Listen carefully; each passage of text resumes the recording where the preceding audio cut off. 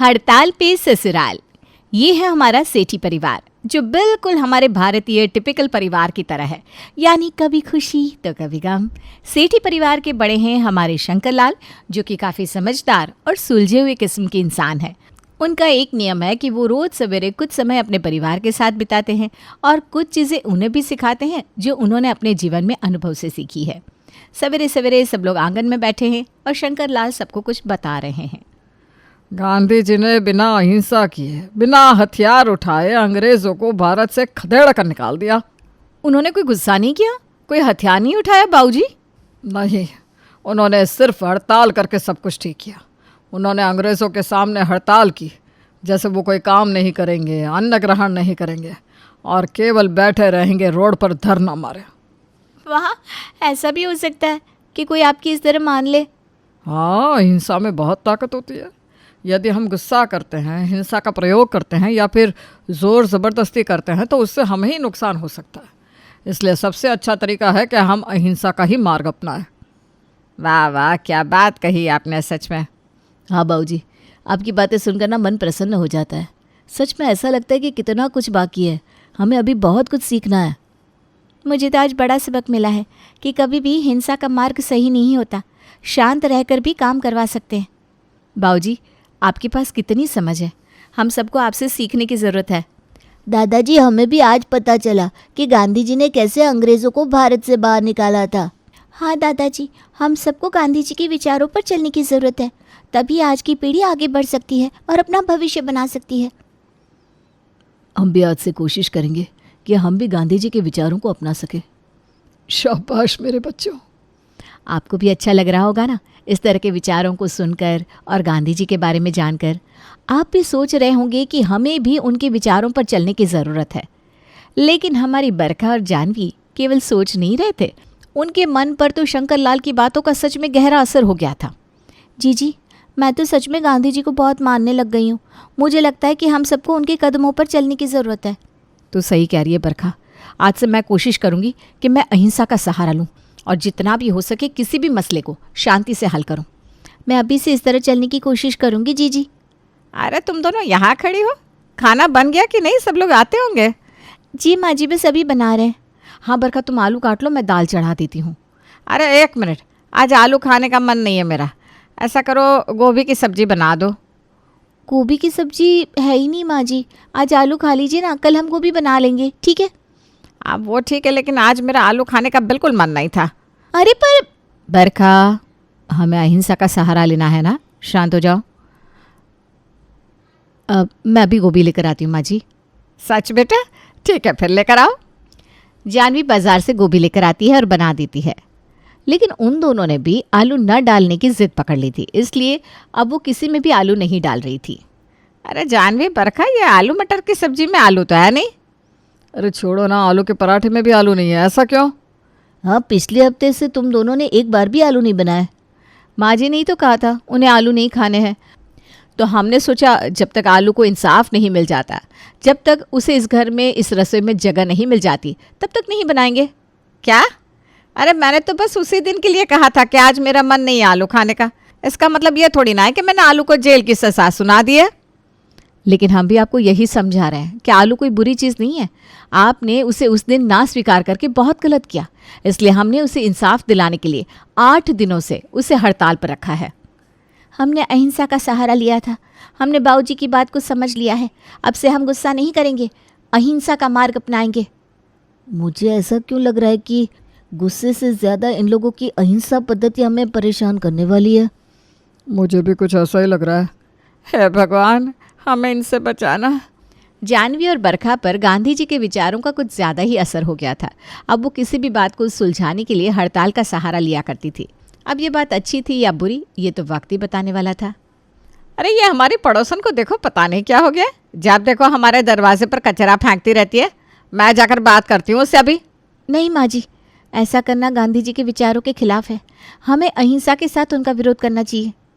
अरे इसमें अहिंसा कहाँ से आ गई? मैं बस उससे जाकर बात करने वाली हूँ और कहने वाली हूँ कि हमारे यहाँ कचरा ना फेंके। मैं कौन सा उसके घर जाकर बम फेंकने वाली हूँ? नहीं माँ जी, हम कचरे की हड़ताल करने वाले हैं। अब आज से अगर वो यहाँ कचरा फेंकेगी तो हम उठाएंगे ही नहीं। और जब तक पड़ा रहेगा तब तक पड़ा रहेगा, और फिर उन्हें अपने आप एहसास हो जाएगा कि वो क्या कर रही थी। अरे इतने दिन कचरा पड़ा रहेगा तो तकलीफ तो हमें होगी ना। माँ जी, कचरे की बदबू से उन्हें भी तो परेशानी होगी ना, तभी तो एहसास होगा कि वो कितना गलत कर रही थी, है ना जीजी? बिल्कुल सही कहा। अरे क्या सही कहा, उससे ज़्यादा हमें तकलीफ होगी। ये बात तुम लोग क्यों नहीं समझ रही हो? माँ जी, ऐसी लड़ाइयों में खुद को भी तकलीफ तो होती ही है, पर हमें अहिंसा से ही काम लेना है। हे भगवान, क्या करूं इन दोनों का। जानवी और बरखा का अहिंसा का पागलपन उतरने का नाम नहीं ही ले रहा था। अगले दिन से उन्होंने कचरा नहीं उठाया और उसके अगले दिन भी नहीं। अब तो कचरे की बदबू से पूरा घर परेशान हो चुका था। अरे इस बदबू से मैं तो बेहोश हो जाऊंगा। हाँ भैया, सच कह रहे हैं। तुम दोनों के इन हड़ताल के चक्कर में कहीं हम अस्पताल ना पहुंच जाए। अहिंसा की लड़ाई में ऐसे छोटे मोटे त्याग तो करने ही पड़ते हैं। अरे इससे अच्छा तो हम उसे कह ही देते हैं, वो समझ जाएगी। नहीं नहीं बाबूजी, आप ही ने तो सिखाया था कि किसी पर गुस्सा नहीं करना, हथियार नहीं उठाने। हम लगातार हड़ताल करते रहेंगे। घर वालों की बहुत समझाने पर भी दोनों टस से मस नहीं हो रही थी। एक हफ्ता बीतने के बाद अब कचरे से पूरा मोहल्ला परेशान हो चुका था और आखिरकार उनकी पड़ोसन नाक बंद करते हुए आती है। अरे सुधा, मुझे बोल दिया होता मैं खुद उठा लेती कचरा यहाँ से। मुझे क्या पता था ये दोनों कचरा ना लेने की हड़ताल पर चली जाएंगी। अरे पूरे मोहल्ले को बदबूदार बना दिया है। आज के बाद फेंकेंगे नहीं ना कचरा? अरे मैं तो तुम लोगों के घर के आगे अब देखूं भी ना। कैसी पागल बहुएं हैं तुम्हारी। जो लोग अहिंसा के मार्ग पर चलते हैं अक्सर लोग उन्हें पागल ही कहते हैं। अरे इनका इलाज करवाओ सुधा, चलती हूँ मैं। देखा माँ जी, हमारे अहिंसा का नतीजा कैसे खुद ही सुधर गई वो। अरे चुप करो तुम दोनों। किसी को हमारी हड़ताल पर विश्वास ही नहीं है भाभी। पड़ोसियों तक तो फिर भी ठीक था कि वो हड़ताल का सहारा ले रही थी, लेकिन अब तो इन दोनों ने घर वालों पर भी हड़ताल का वार शुरू कर दिया था। अरे जानवी, मेरा फ़ोन कहाँ रखा है तुमने? मिल नहीं रहा। मैंने तो यहीं कहीं रखा था। प्लीज़ जल्दी से ढूंढ दो ना, मुझे ऑफिस का एक ज़रूरी मेल आना है। अरे मैं अपनी सहेली से बात कर रही हूँ ना अभी फ़ोन पे। अरे तो कुछ देर बात कर लेना, पहले मेरा फ़ोन ढूंढ दो ना। जल्दी करो जानवी। जानवी फ़ोन रखकर विकास का फ़ोन ढूंढने लगती है और मुझसे अब कुछ भी नहीं कह रही थी। अरे तुमने ढूंढ दिया मेरा फ़ोन, थैंक यू। क्या हुआ, तुम्हें बुरा लगा क्या? मैंने तुमसे कहा कि पहले मेरा फ़ोन ढूंढ दो। सॉरी यार, थोड़ा अर्जेंट था ना इसलिए। प्लीज़ मान जाओ ना। अरे तुम कुछ बोल क्यों नहीं रही हो? जानवी मुंह से कुछ भी नहीं कह रही थी। उसने एक कागज़ और पेन लिया और उस पर कुछ लिखने लगी। अरे क्या लिख रही हो? ये क्या लिखा है तुमने? मैं मौन व्रत पर चली गई हूँ, आपसे तब तक बात नहीं करूँगी जब तक हम औरतों का हक नहीं मिल जाता। अरे मौन व्रत पर क्यों चली गई हो? मैंने तुमसे ऐसा भी क्या कह दिया? मैं बरखा से भी कहूँगी, औरतों के बात करने के हक को छीना जा रहा है, इसलिए 1 हफ्ते का मौन व्रत रखेंगे। हे भगवान, अब क्या ही कहूँ मैं तुमसे। जानवी और बरखा ने मौन व्रत धारण कर लिया था और किसी से बात नहीं कर रही थी। अरे ये दोनों कितने दिनों से मौनी बाबा बनी हुई है। अरे कुछ तो कहो इन दोनों से, कब तक ये सब चलेगा? आजकल तो इनसे कुछ भी कहना दुश्वार हो गया है। कुछ भी कहो तो हड़ताल पर चली जाती हैं। इस बार तो ये मौन हड़ताल पर चली गई हैं। इससे तो अच्छा था कि ये दोनों गुस्सा और हिंसा ही करती थी, कम से कम हमारे नाक में दम तो नहीं किया करती थी। अब इनकी हड़ताल तोड़े तो तोड़े कैसे? अब क्या नोटिस लिख कर दे कि हाँ ये दोनों जब चाहे अपनी सहेलियों से बात कर सकती है, या नोटिस बोर्ड पर लिख दे? पता नहीं क्या करना पड़ेगा अब इनकी मौन व्रत की हड़ताल को तोड़ने के लिए। यहाँ बरखा और जानवी की मौन व्रत की हड़ताल जारी थी। वहीं उनके बच्चों के स्कूल में माता पिता को मीटिंग के लिए आना था। पापा, अब मम्मी तो कुछ बोल ही नहीं रही, कैसे स्कूल में टीचर से बात करेंगी? अरे वही तो मुझे भी समझ में नहीं आ रहा बेटा, कैसे मनाए तेरी मम्मी को, कैसे तोड़े इनका मौन व्रत? एक काम करो विकास और कमल, तुम दोनों रोशनी और अनुज के स्कूल में चले जाओ इन दोनों के साथ। ये दोनों सुनेंगी तो सही, और जवाब तुम दोनों दे देना, ठीक है? हाँ पापा, ये सही रहेगा। हाँ, इससे बात भी हो जाएगी और मीटिंग भी। तुम दोनों इस चीज़ के लिए तैयार हो ना? बरखा और जानवी ने मौन व्रत की हड़ताल नहीं तोड़ी और अपने बच्चों के साथ उनके स्कूल में चली गई। रोशनी ने तो बड़ा ही अच्छा प्रोग्रेस किया है। जी जी, सब कुछ आपकी मेहरबानी है। स्कूल टीचर्स इतना ध्यान देते हैं, इसीलिए तो बच्चे स्कूल में आगे बढ़ पाते हैं। जानवी जी, आप कुछ बोल नहीं रही हैं, आपको कोई शिकायत है क्या हमसे?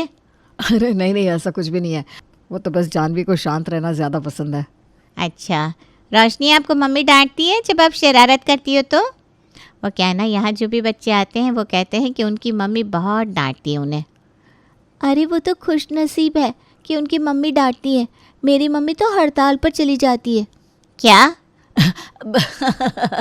इसका मतलब है जानवी बहुत प्यार से समझाती है रोशनी को। अच्छा अच्छा, वैसे भी काफ़ी शांत स्वभाव की लग रही हैं, कुछ बोल भी नहीं रही। अरे इसकी हड़ताल की वजह से कितना शर्मिंदा होना पड़ रहा है। जानवी जी, आप बिल्कुल चिंता मत कीजिए, हम रोशनी पर अच्छे से ध्यान देंगे। ठीक है, फिर अगर उनके पास कोई सवाल नहीं है तो आप जा सकते हैं। जी जी जी, सॉरी अगर आपको किसी चीज़ का बुरा लगा हो तो। वो ज़रा जानवी जी थोड़ी शर्मिली है ना, बस। चलो रोशनी बेटा। टीचर से मिलने के बाद रोशनी और विकास बहुत परेशान थे, लेकिन अभी भी जानवी ने अपनी हड़ताल नहीं छोड़ी थी। पापा, मेरी टीचर को बहुत बुरा लगा है। मम्मी ने उनसे बात तक नहीं की। जानवी, अब तुम्हारा बहुत हो गया है। मैंने तुमसे ऐसा क्या कह दिया? यही कहा ना कि अपनी सहेली से बाद में बात करना, तो इस बात को हड़ताल पे ले लिया। ठीक है, तुम नहीं तोड़ोगी ना अपनी हड़ताल, तो अब तुम्हें बाबूजी ही एक और अहिंसा का पाठ पढ़ाएंगे। विकास और कमल अब जानवी और बरखा की हड़ताल से थक चुके थे, इसलिए अब उन्हें एक नया पाठ पढ़ाना ज़रूरी था। जैसे ही वो सब घर पहुंचे, वैसे ही उनके ससुर जी बड़े ही गुस्से में दरवाजे पर खड़े थे और पीछे बोर्ड पर लिखा हुआ था, गरम दल भगत सिंह जी। रुक जाओ दोनों, अगर तुमने आज ये हड़ताल का भूत नहीं छोड़ा तो इस घर में तुम्हारे लिए कोई जगह नहीं है। और इसमें हम भी बाबूजी के साथ हैं। अरे लेकिन अहिंसा का क्या बाबूजी? अहिंसा नरम दल वालों के लिए है, और आज मैं तुम्हें भगत सिंह के गरम दल का पाठ पढ़ा रहा हूँ। अगर तुम दोनों ये बेफिजूल की बातों पर हड़ताल करना नहीं छोड़ोगी तो मैं भगत सिंह की तरह सब कुछ तहस नहस करना भी जानता हूँ, समझी दोनों? बाबूजी, हम तो मजाक कर रहे थे। नहीं भाभी? हाँ, और नहीं तो क्या। हम तो यूं ही आप सबके साथ बस मजाक कर रहे थे। हम तो आज ही मौन व्रत की हड़ताल को तोड़कर आपसे बात करने वाले थे और कहने वाले थे सरप्राइज। ओहो, लगता है इन्हें भगत सिंह वाला पार्ट जल्दी ही दिमाग में बैठ गया बाबूजी। मुझे भी यही लगता है, कभी अहिंसा से काम ना बने तो तलवार उठानी पड़ती है बेटा। तो मम्मी, अभी आप खाना बना रही हो कि उसकी भी हड़ताल है? चुप कर, हड़ताल अभी से किसी भी चीज़ की नहीं होगी। हाँ बेटा, अब से मैंने लाठी जो हाथ में ले लिया। पर एक बात अच्छी हुई है इनकी हड़ताल से। वो क्या माँ? अरे हमारी पड़ोसन उस दिन के बाद कभी हमारे दरवाजे पर कचरा नहीं फेंकती। देखा माँ जी, हमने कहा था ना हड़ताल से फ़ायदा तो होता है। आप कहे तो नहीं, फिर से ये हड़ताल का किस्सा शुरू मत कर देना प्लीज़। अगर फिर से ये सब किया ना तो मैं खुद हड़ताल पर चली जाऊंगी, सच में। हाँ, फिर तो बन जाएगा ये हड़ताल पे ससुराल।